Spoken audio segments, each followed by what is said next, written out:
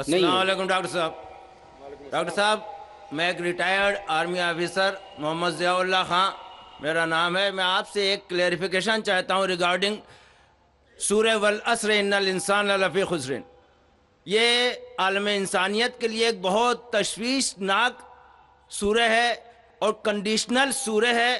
اس میں ہر انسان کو بہت زیادہ تشویش ہونا چاہیے whether he is fulfilling all the 4 conditions in this surah or not. اس میں اس کی تفسیر میں ابھی آپ نے فرمایا وَتَوَاصَوْا بِالْحَقِّ کے لیے آپ نے فرمایا کہ غیر ایمان والوں میں ایمان کی دعوت. بے شک یہ سچ ہے کہ لا الہ الا اللہ سب سے بڑا حق ہے، لیکن میں یہاں آپ سے یہ کلیئرفائی کرنا چاہتا ہوں کہ among all the Muslims اتنی زیادہ تعداد الحمدللہ مسلمانوں کی ہے، لیکن وہ عامل الصالحات سے دور ہیں، اللہ کے احکامات سے دور ہیں. اگر ان کو اللہ کے ان احکامات پہ عامل الصالحات کی دعوت دی جائے تو whether this fulfill the condition of وَتَوَاصَوْا بِالْحَقِّ or not.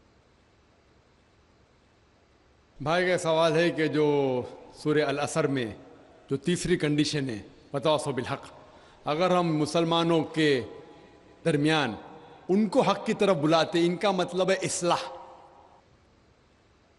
دعویٰ کے معنی ہے غیر مسلمانوں کو اسلام کی طرف دعوت دینا.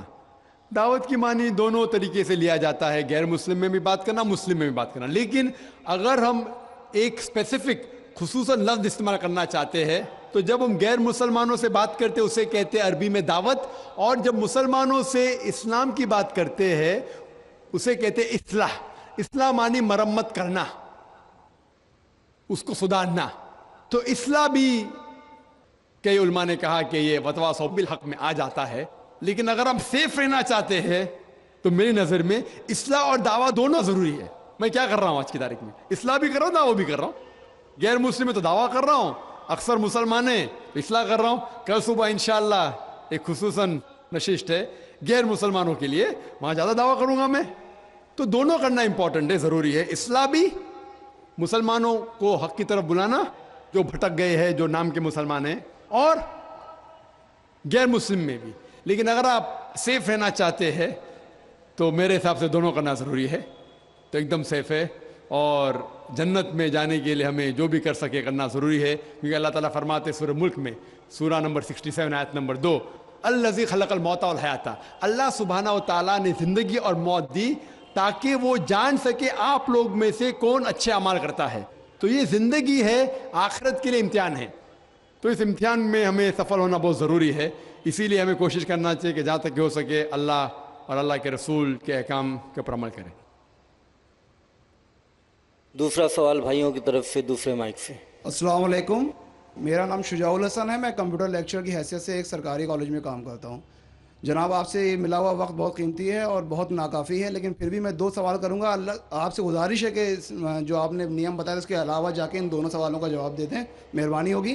پہلا جو ہے دہشت گردی سے ریلیٹڈ ہے کہ یہ جو ٹیررزم کے لیے ابھی ایک صاحب مستورات سے کوشچن آیا تھا، اس کا جو آپ نے جواب دیا میں اس سے بہت زیادہ جو ہے سیٹسفائی نہیں ہوا. آپ نے بش اور امریکی طاقتوں کو بہت بڑا ٹیررزم بنا کے، اور جو مین سوال تھا اس کا جواب نہیں ملا. میرا سوال یہ ہے کہ کشمیر کی انوسنٹ کلنگ، یا افغانستان پہ جو آپ کے انفورس کر کے اسلام کو لوگوں نے کوشش کری طالبان نے، وہ، یا اسامہ بن لادن، ان تینوں کو اسلام اور قرآن کی روشنی میں جسٹیفائی کیا سکتا ہے یا نہیں؟ اور مہربانی کر کے دوسرا کوشچن بھی سن لیجئے. ایک سوال بھائی صاحب، ایک سوال جو رولز ہے اس کے اوپر کیے. بھائی صاحب نے کہا کہ اہم سوال کشمیر کے بارے میں نے جواب دیا ہی نہیں.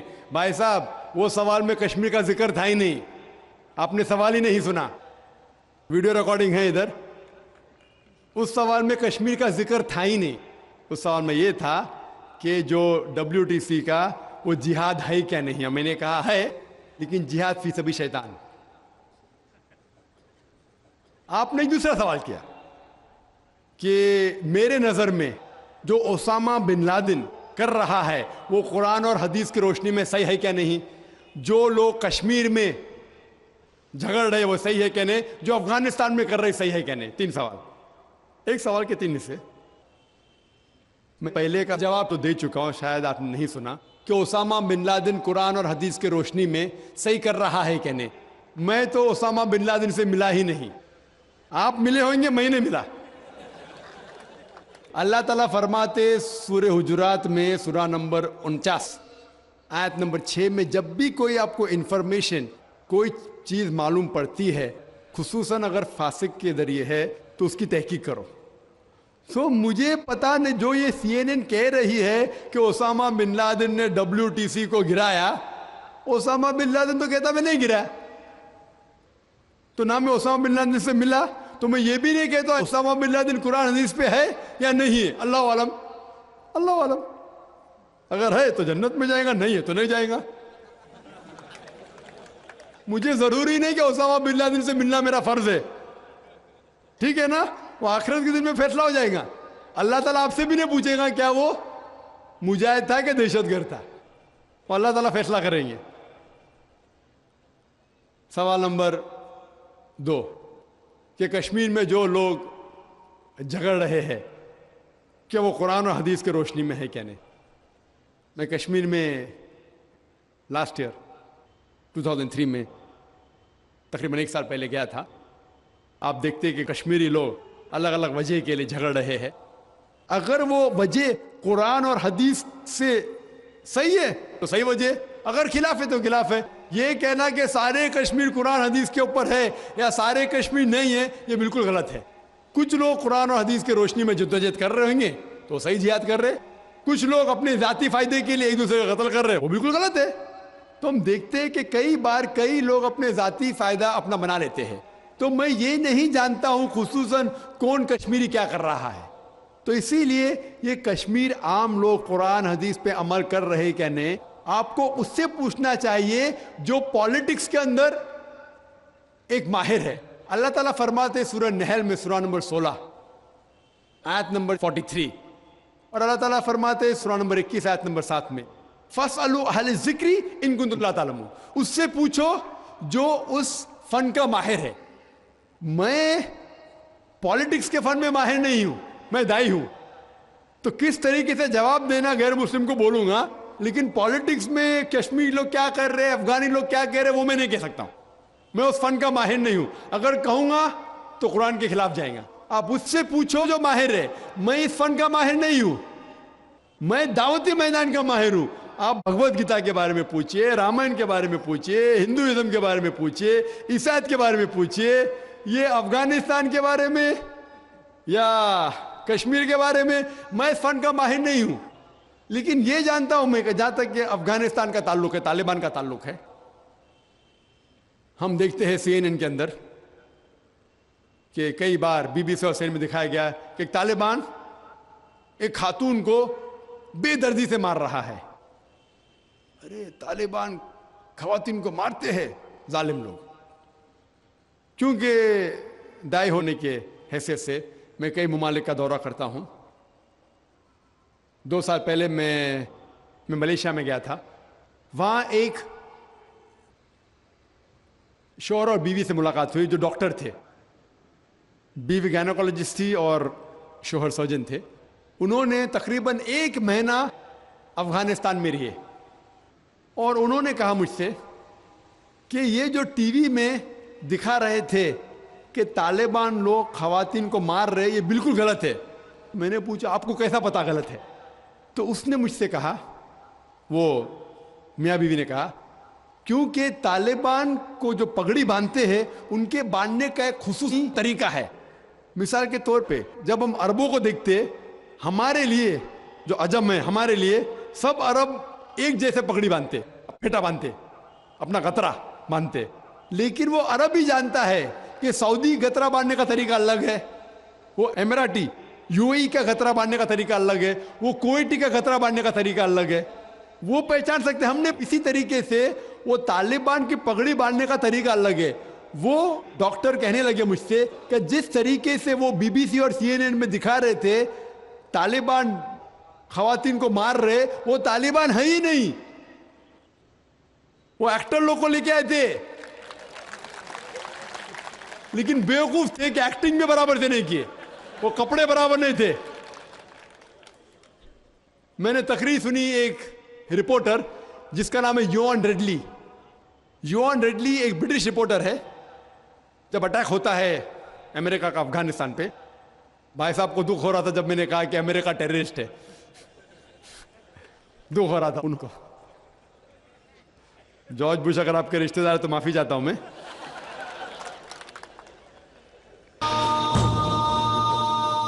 تو یوان ریڈلی جو تھی, یوان ریڈلی ایک رپورٹر ہے, برٹش رپورٹر, سفید ہے, وائٹ یورپین. اس کو بھیجتے ہیں افغانستان میں تحقیق کرنے کے لیے طالبان کے بارے میں. وہ سارے تحقیق کرتے ہیں اور پورے ٹائم وہ نقاب میں رہتی ہے, حجاب میں رہتی ہے. ایک بار کیمرہ گر جاتا ہے اور اس کا راز فاش ہو جاتا ہے, تو طالبان اسے پکڑتے ہیں, 6 دن تک اسے قید کرتے ہیں. اور جس طریقے سے طالبان نے اس کے ساتھ برتاؤ کیا وہ اس لیکچر میں کہتی ہے کہ لوگ جب انہیں پکڑتے ہیں تو بولتے کون اس کے ساتھ ہے, تو آدمی کو لے کے آتے, پھر اس کو لے کے جاتے ہیں اور سب لوگ گھیر لیتے. تو وہ سوچتی ہے ابھی چند منٹوں میں یہ جاہل لوگ میرا قتل کر لیں گے. شاید ہو سکتا ہے کہ 10-15 طالبان میرا بلاತ್کار کریں گے. اس کے ذہن میں یہ سب جا رہا ہے, سوچ رہی ہو سکتا ہے کہ مجھے جھاڑ پہ سے لٹکا دیں گے. وہ ایک دم ڈری ہوئی ہوتی. 1 گھنٹے تک لوگ اسے گھیرتے لیکن کوئی بھی سامنے نہیں آتا. وہ سوچتے ابھی میری موت, ابھی میری موت. 1 گھنٹے بعد ایک افغان عورت آتی ہے اور اس کے جسم کی جانچ پڑتال کرتی ہے. پھر اسے پتہ لگتا ہے ہاں یہ لوگ سمجھتے ہیں کہ میرے پاس ہتھیار ہے. وہ اتنا تیش میں آتی ہے, اگر ان لوگ میں سے پوچھنا چاہیے ہتھیار میں, بولتی نہیں ہے. 1 گھنٹہ تک کہ میں تڑپ کے مر رہی ہوں کہ یہ آج مجھے ماریں گے. وہ تیش میں آ کے کیا کرتی ہے, اپنا اسکرٹ اٹھا لیتے, دیکھو میرے پاس ہتھیار نہیں ہے. جیسا اسکرٹ اٹھاتی ہے طالبان 180 ڈگری اس طرف دیکھتے اور بھاگ جاتے. تو وہ کہتی ہے اپنے تقریر میں طالبان کو مارنے کے لیے بم گرانے کی ضرورت نہیں. وہ کہتی ہے اگر عورتوں کے کپڑے چھوڑیں گے تو طالبان مر جائیں گے شرم کے مارے. اور وہ تقریر کرتی ہے کہ اس عزت سے میری حفاظت کی 6 دن تک کے وہ طالبان لوگ نے. اور جب اسے پوچھا جاتا ہے سوال جواب کی نشست میں کیا آپ کو لگتا ہے کہ القاعدہ نے WTC کو گرایا, تو وہ یوان ریڈلی کہتی ہے میرے حساب سے القاعدہ موجود ہی نہیں ہے. یہ اس کا کہنا ہے, میرا کہنا نہیں. اور جب اسے آزاد کیا جاتا ہے 6 دن کے بعد, اور جب باقی رپورٹرز پوچھتے آپ کے ساتھ کیا سلوک کیے, تو انہوں نے کہا اتنا اچھا حسن سلوک کیے کہ رپورٹ کے اندر ہی نہیں آیا. اور اس نے صرف یہ وعدہ دی تھی کہ میں انگلینڈ جا کے واپس سے قرآن مجید کا ترجمہ پڑھوں گی. تو وہ جاتی ہے اور چند مہینے بعد قرآن کا ترجمہ پڑھتی ہے اور اس کے بعد وہ اسلام قبول کرتی ہے. تو اس کے نظریے سے طالبان ایک دم معصوم ہیں, ان کے اوپر ظلم کیا گیا تھا. تو آپ مجھے پوچھیں گے بھائی طالبان کیا قرآن و حدیث کی روشنی میں صحیح ہے؟ تو اس کا نظریہ اگر لیں گے, جو غیر مسلم تھی یوان ریڈلی, ابھی ماشاءاللہ حجاب بھی کر رہی ہے, وہ یورپین حجاب کر رہی ہے ماشاءاللہ, تو اس کے نظریے سے بھائی طالبان اچھے لوگ ہیں. تو اسی لیے نظریہ بدلتے جاتا ہے. امریکہ کے حساب سے طالبان ظالم لوگ ہیں. تو میڈیا ایسی چیز ہے کہ کوئی بھی ہیرو کو زیرو بنا سکتی ہے. They can make day into night, black into white. Day into night, black into white. Hero کو زیرو بنا سکتی ہے, کوئی ولن کو بھی ہیرو بنا سکتی ہے. تو اسی لیے قرآن مجید میں اللہ تعالیٰ فرماتے کوئی بھی چیز آپ کے پاس آتی ہے اس کی تحقیق کرو تیسرے کو پہنچانے کے پہلے. تو اسی بنیاد پہ میں نے کہا تھا, کیا نام ہے, اسامہ بن لادن کو جانتا ہوں نہ, یہاں کیا ہو رہا ہے پتہ نہیں مجھے, افغانستان بھی میں نہیں گیا ہوں, لیکن یہ رپورٹ کے ذریعے یہ پتہ لگتا ہے کہ یہ جو امریکہ کر رہی ہے اپنے میڈیا کے ذریعے, یہ شیطانی حرکت جو غلط فہمی پھیلا رہی ہے, اس کی سزا تو انشاءاللہ انہیں ملیں گی. اسی لیے میرے نظریے سے جارج بش نمبر 1 ٹیررسٹ ہے. آپ کو دکھ ہوائے گا. جب میں لندن میں گیا تھا, وہاں ایک تقریر کی اور میں جواب دیا, تو ایک نوجوان اٹھ کے کہتا ہے کہ جارج بش کو ہم دعا کرتے کہ اللہ تعالیٰ اس کا قتل کرے. تو میں نے کہا میں تو یہ دعا نہیں کروں گا، میں تو یہ دعا نہیں کروں گا، کیونکہ اللہ کے رسول نے جو دعا کی، جو سب سے زیادہ دشمن اسلام کے خلاف جو تھے محمد صلی اللہ علیہ وسلم کے دور میں، دونوں کا نام تھا عمر، تو اللہ کے رسول نے یہ دعا کی کہ کم از کم ایک عمر کو ہدایت دے، تو میں یہ دعا کرتا ہوں کہ کم از کم اللہ تعالیٰ جارج بش کو ہدایت دے۔ بہنوں کی طرف سے کوئی سوال؟ السلام علیکم، میرا نام یسرا ہے اور میں ایک اسٹوڈنٹ ہوں۔ میرا یہ سوال ہے کہ کیا ٹیررزم اور ایکسٹریمزم کا ایک ہی معنی ہے؟ بہن نے سوال کیا ہے کیا ٹیررزم اور ایکسٹریمزم کا ایک ہی معنی نہیں، دونوں الگ معنی ہیں۔ ٹیررزم مطلب جو دہشت گرد ہے، جو انسان کے دل میں دہشت پیدا کرتا ہے۔ ایکسٹریمسٹ مینس شدت پسند۔ ٹیررسٹ میں ٹیررزم کرتا ہے، جیسا میں نے تقریر میں کہا کہ غلط لوگوں کے دل میں دہشت پیدا کرنا اچھی بات ہے، اچھے انسان معصوم کے دل میں دہشت پیدا کرنا غلط ہے۔ ایکسٹریمزم مطلب شدت پسند۔ تو لوگ کہتے ہیں مسلمان شدت پسند ہے، اور بہت سے مسلمان اپنے بچاؤ کے لیے نہیں میں شدت پسند نہیں ہوں، میں کہتا ہوں میں شدت پسند ہوں، لیکن شدت پسند صحیح چیزوں میں۔ مثال کے طور پر ایمانداری کے میدان میں شدت پسند ہوں، حق کے میدان میں شدت پسند ہوں، جہاں تک کہ انسانیت سے اچھا برتاؤ کرنا چاہیے اس میں شدت پسند ہوں۔ تو شدت پسند صحیح چیزوں میں اچھی بات ہے۔ کوئی بھی انسان یہ نہیں کہہ سکے گا کہ آپ بہت شدت سے ایماندار ہے اس لیے آپ غلط انسان ہے، کوئی بول ہی نہیں سکتا۔ ہاں، غلط چیزوں میں شدت پسند نہیں ہونا چاہیے۔ اللہ تعالیٰ فرماتے ہیں سورہ نساء میں سورہ نمبر 4 آیت نمبر 171 میں، لا تغلوا فی دینکم، do not commit excess in your religion. آپ دائرے کے باہر مت کام کرو، ایکسیسز، لا تغلوا فی دینکم، دین کے دائرے کے باہر مت جاؤ، لیکن دائرے میں ہو کے ایک طرفہ شدت جو حق کی بات ہے وہ تو اچھی بات ہے۔ تو شدت پسند ہونا ایک الگ بات ہے، ٹیررزم الگ بات ہے۔ ہو سکتا ہے کہ ایک انسان دونوں ہے، یا صرف ایک ہی ہے، یا دونوں نہیں ہے۔ یہاں بھائیوں کی طرف سے۔ ڈاکٹر صاحب میرا نام عبد النصیر ناصر ہے، میں ڈاکٹر امبیڈکر مہاسبھا کا سیکریٹری ہوں۔ امبیڈکر مہاسبھا میں 67 IAS ادھیکاری ہیں دلت۔ بہت سے لوگوں سے میں بات کرتا ہوں اسلام کے بارے میں تو کہتے ہیں بابا صاحب امبیڈکر نے کہا تھا میں ہندو دھرم میں پیدا ہو گیا ہوں لیکن ہندوؤں کے مروں گا نہیں۔ ہم لوگ بھی چاہتے ہیں عام اسلام میں، لیکن جو ہمیں فیسلٹی مل رہی ہے وہ ہم کو دلت کی حیثیت سے مل رہی ہے۔ کیا دلت جو ہے اسلام قبول کر لے اور نام اپنا نہ تبدیل کرے اور ختنہ نہ کرائے، کیا ممکن ہے یہ؟ بھائی صاحب نے سوال کیا کہ دلت، بابا امبیڈکر صاحب کی کتاب میں پڑھ چکا ہوں، آپ بالکل صحیح فرماتے کہ بابا صاحب امبیڈکر، ڈاکٹر بابا صاحب امبیڈکر، ان نے جب دیگر مذاہب کی تحقیق کی سب سے بہترین مذہب انہیں لگا اسلام۔ افسوس کی بات ہے کہ ہم مسلمانوں نے کھلے عام انہیں قبول نہیں کیا، اس لیے انہوں نے دوسرا بہتر مذہب بدھزم کو قبول کیا۔ آپ کا سوال ہے کہ دلت اگر کہتے ہیں کہ ہم اسلام قبول کریں اور نام نہیں بدلے تو کیا یہ جائز ہے، اور ختنہ نہ کرے جائز ہے؟ نام بدلنا اسلام میں فرض نہیں ہے، نام بدلنا اسلام میں فرض نہیں ہے۔ اگر آپ کا نام شرکانہ نام ہے تو بدلنا فرض ہے، ورنہ نام بدلنا فرض نہیں ہے۔ آپ کا پرانا نام پرکاش ہو یا جان ہو، نام بدلنا فرض نہیں ہے۔ کئی آپ دیکھیں گے صحابہ نے نام نہیں بدلے، تو نام بدلنا فرض نہیں ہے۔ اگر کوئی شخص کہتا ہے کہ میں اسلام قبول کرتا ہوں، نام نہیں بدلنا چاہتا ہوں، بالکل جائز ہے۔ آپ کا دوسرا سوال، کیا ختنہ کرنا فرض ہے؟ ختنہ کرنا فرض نہیں، سنت موقدہ ہے، مستحب ہے، اچھی بات ہے، لیکن فرض نہیں۔ وہ ہمارے ہندوستان میں سرٹیفکیٹ دینے کے لیے ختنہ کرنا فرض ہے، ہندوستان میں۔ ہاں، باہر جائیں گے تو ختنہ کرنا فرض نہیں، لیکن ختنہ کرنا اچھی بات ہے، بہترین ہے الحمدللہ، لیکن فرض نہیں ہے۔ یہ سنت ہے، کرنا اچھی بات ہے۔ تو اگر کوئی شخص کہتا ہے کہ میں اسلام قبول کروں گا، نام نہیں بدلوں گا اور ختنہ نہیں کہوں گا، تو میں کہوں گا اہلاً و سہلاً، کم از کم شرک سے تو بچے گا، کم از کم دوزخ سے تو بچے گا، جنت میں جائے گا انشاءاللہ۔ دلت مذہب کی فیسلٹی لے سکتا ہے وہ؟ بھائی صاحب کا تیسرا سوال، دلت مذہب کی فیسلٹی، یہ دلت مذہب کی فیسلٹی گورنمنٹ دیتی ہے۔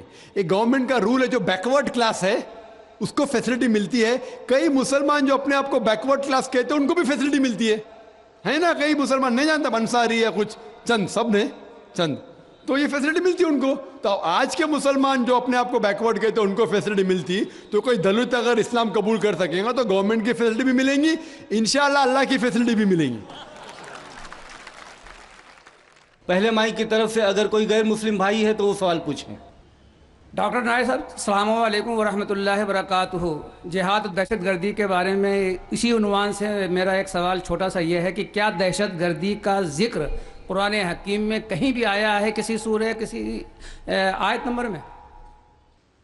بھائی صاحب کا سوال ہے کہ دہشت گردی کا ذکر کہیں قرآن مجید میں آیا ہے, اور میں تقریر میں بھی حوالہ دیا اس آیت کا کہ جو لفظ انگلش میں کہتے ہیں ٹیررسٹ, اردو میں کہتے ہیں دہشت گرد, اور یہ لفظ جو ہے یہ قرآن مجید میں ہے سورہ انفال میں, سورہ نمبر 8 آیت نمبر 60 میں, کہ اللہ تعالیٰ فرماتے ہیں کہ وہ لوگ جو حق کے خلاف ہے ان کے دل میں دہشت پیدا کرو. تو اسی لیے میں نے کہا کہ ہر مسلمان کا فرض